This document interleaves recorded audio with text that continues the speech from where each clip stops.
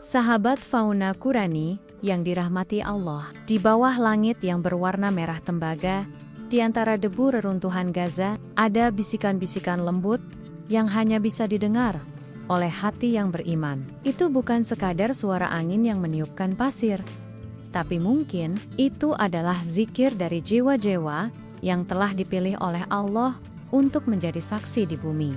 Hari ini dunia menyebut Gaza sebagai tanah air mata. Tapi di mata langit, Gaza adalah taman para syuhada. Disitulah singgah-singgah Allah berdiam. Mereka bukan berwujud besar dan buas, melainkan para lelaki yang berdiri di balik reruntuhan masjid. Para wanita yang memeluk anaknya sambil berucap hasbunallahu wa ni'mal wakil. Dan anak-anak yang tersenyum di tengah suara dentuman. Sahabat fauna Qurani, ketika kita menatap Gaza, mari kita jangan hanya melihat perang. Lihatlah dengan mata hati, karena di balik setiap ledakan, ada cahaya kesabaran. Di balik setiap kehilangan, ada keindahan takdir. Dan di balik setiap tanah yang terbakar, ada wangi surga yang menunggu. Kita bertanya, mengapa umat Islam tidak bersatu? Mengapa negara-negara besar yang mengaku muslim hanya diam? Mengapa langit seolah membisu? Namun barangkali, diamnya langit bukan berarti tiada jawaban. Kadang, Allah menguji bukan untuk menunjukkan siapa yang kuat, tapi untuk memperlihatkan siapa yang tetap sujud saat semua bersandar pada dunia. Dahulu, ketika bumi masih hijau dan langit belum ternoda oleh api, Allah menceritakan kepada kita tentang hewan-hewan yang menjadi cermin kehidupan. Ada burung ababil yang dengan beta-beta kecil mengalahkan pasukan bergajah. Ada lebah yang mengajarkan tentang ketaatan dan kerjasama. Ada semut yang saling memperingatkan agar tidak terinjak oleh tentara Sulaiman. Ada singa-singa tak bernama yang disebut para ulama sebagai lambang keberanian dalam membela kehormatan agama. Hari ini, di Gaza, semua kisah itu seolah hidup kembali. Burung-burung ababil menjelma menjadi doa-doa yang terbang dari lidah kaum mukmin. Lebah-lebah itu seperti para relawan yang bekerja tanpa henti, menolong saudaranya. Dan singa-singa Allah itu adalah mereka yang tak gentar berdiri di hadapan kematian, karena mereka tahu bahwa setiap detak jantung bisa menjadi zikir terakhir menuju surga. Sahabat fauna Qurani, ketika seorang ustaz ditanya, mengapa negara-negara Islam tidak bersatu untuk membela Palestina? Jawabannya bukan sekadar politik atau diplomasi.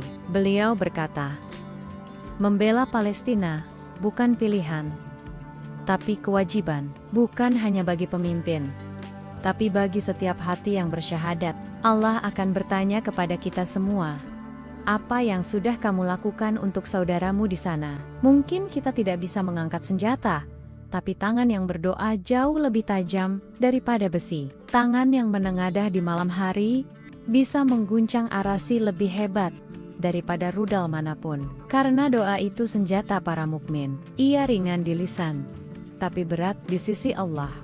Sahabat fauna Qurani yang lembut hatinya, tahukah engkau bahwa kondisi saudara-saudara kita di Gaza itu seperti keadaan kita saat dijajah dulu? Bayangkan, bila tanah kita direbut, keluarga kita diusir, masjid kita diratakan. Apakah kita akan diam? Tidak. Maka begitu pula mereka. Mereka sedang mempertahankan rumah dan kehormatannya. Mereka tidak menyerang. Mereka hanya membela diri. Dan seperti lebah yang melindungi sarangnya, mereka rela mati agar keharuman iman tidak sirna. Lihatlah sejarah Islam.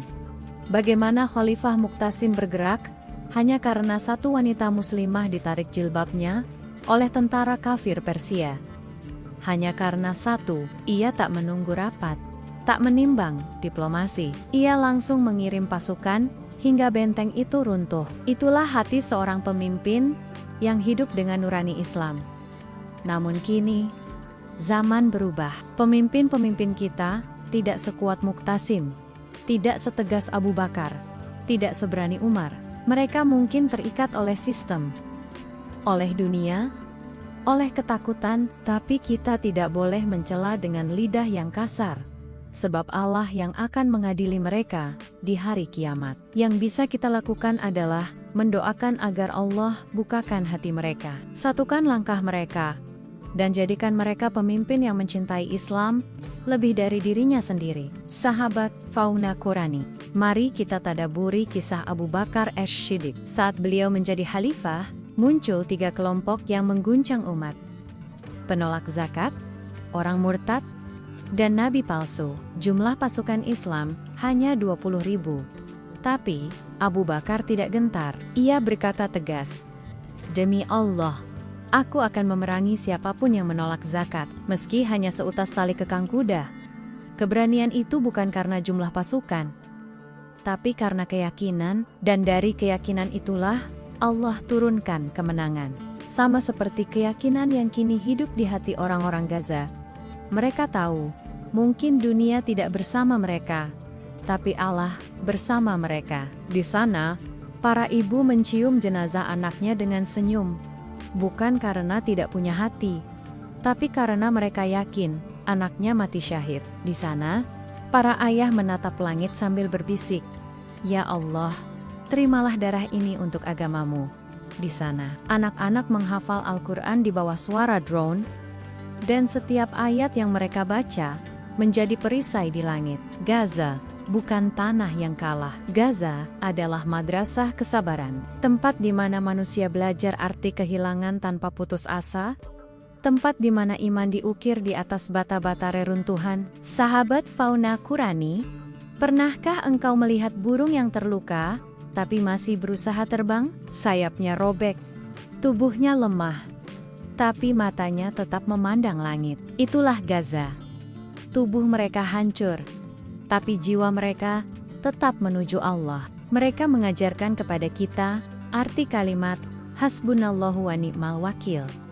Cukuplah Allah sebagai penolong. Kata-kata yang mungkin sering kita ucapkan, tapi jarang benar-benar kita rasakan. Di Gaza, kalimat itu bukan teori, tapi napas sehari-hari. Mereka sadar, dunia bisa menutup mata, tapi Allah tidak pernah tidur. Mereka yakin, bumi bisa menjadi saksi, tapi langitlah yang akan memberi keputusan.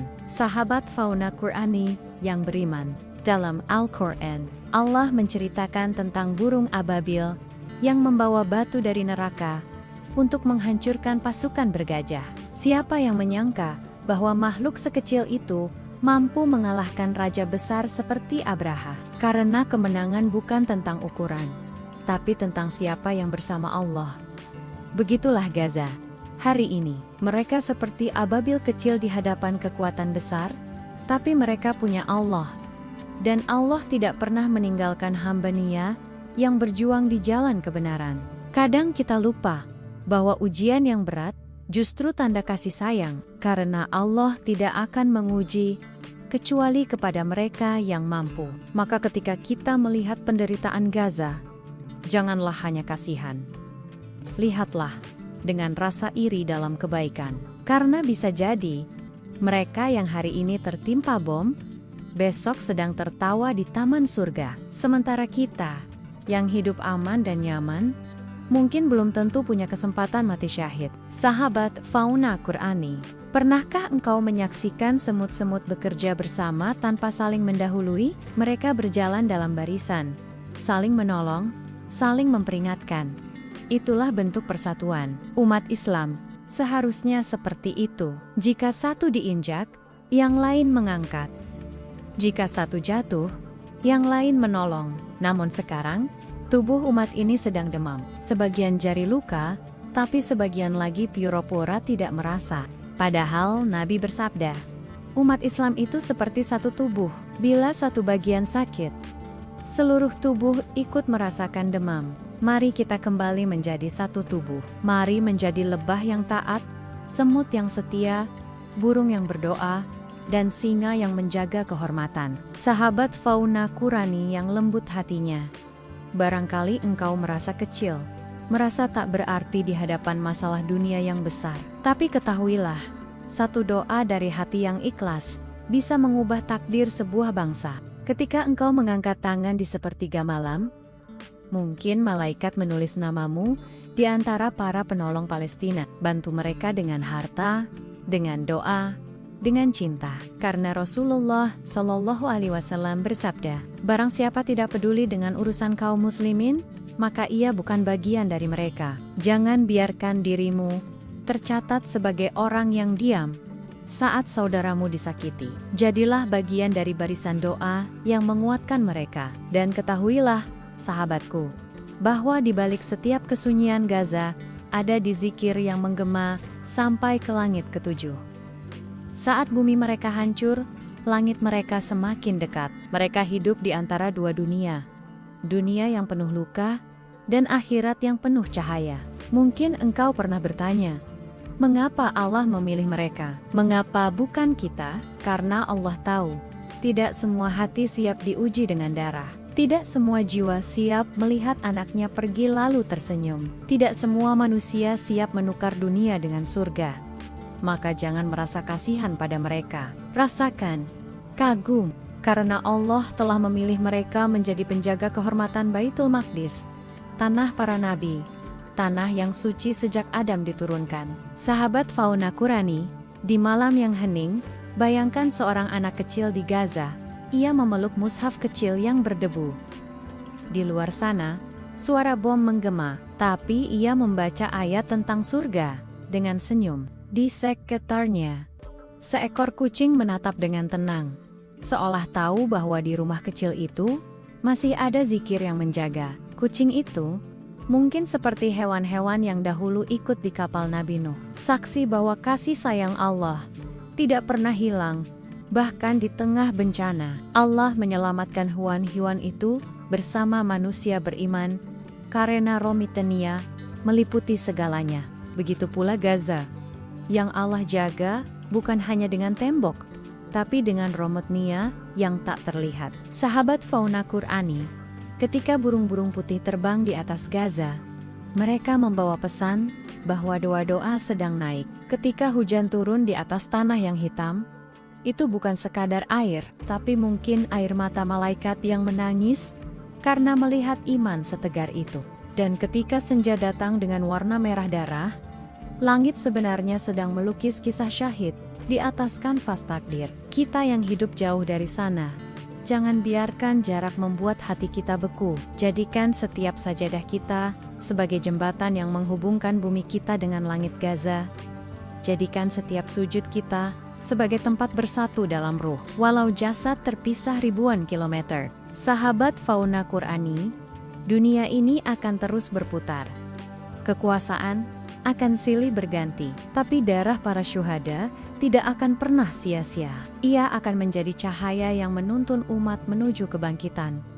Dan mungkin Gaza bukan sedang dihancurkan. Gaza sedang ditempa, seperti besi yang dibakar untuk menjadi pedang, seperti tanah yang dibalik untuk menumbuhkan bunga, seperti hati yang diuji untuk mengenal cinta sejati, cinta kepada Allah.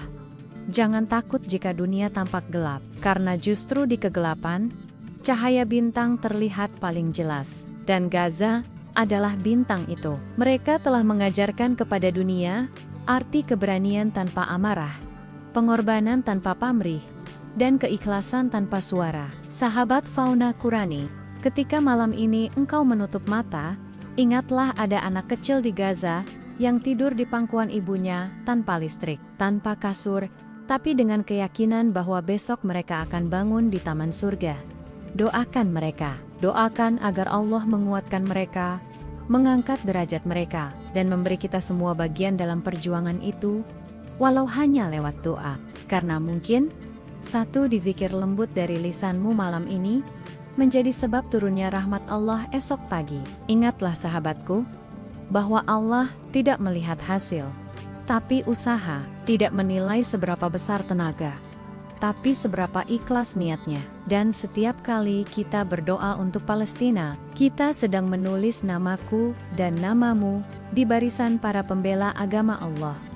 Sahabat Fauna Qurani yang dimuliakan Allah, izinkan narasi ini berakhir dengan satu renungan. Lihatlah singgah-singgah Allah di tanah Gaza. Mereka tidak meraung tapi berzikir. Mereka tidak menakuti, tapi meneguhkan. Mereka bukan sedang menantang dunia, tapi sedang mengajak langit menjadi saksi. Dan lihatlah, burung-burung yang terbang di atas mereka. Mungkin itu bukan burung biasa. Mungkin itu ababil-ababil kecil yang datang membawa kabar gembira dari surga. Maka jangan bersedih. Gaza bukan sendirian. Kita semua bersama mereka. Dalam doa, dalam air mata, dalam harapan yang sama. Semoga Allah memuliakan mereka dengan kemenangan dan memuliakan kita dengan kesetiaan untuk mendoakan mereka. Karena pada akhirnya, kemenangan bukan tentang siapa yang berkuasa, tapi tentang siapa yang paling dekat dengan Allah. Dan di tanah Gaza, dekatlah Allah kepada mereka.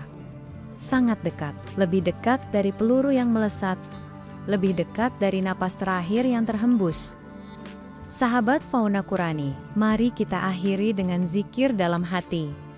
Ya Allah, kuatkan saudara-saudara kami di Palestina. Ya Allah, muliakan mereka dengan kesabaran, dan jadikan kami bagian dari umat yang tidak berpaling dari penderitaan saudaranya. Amin.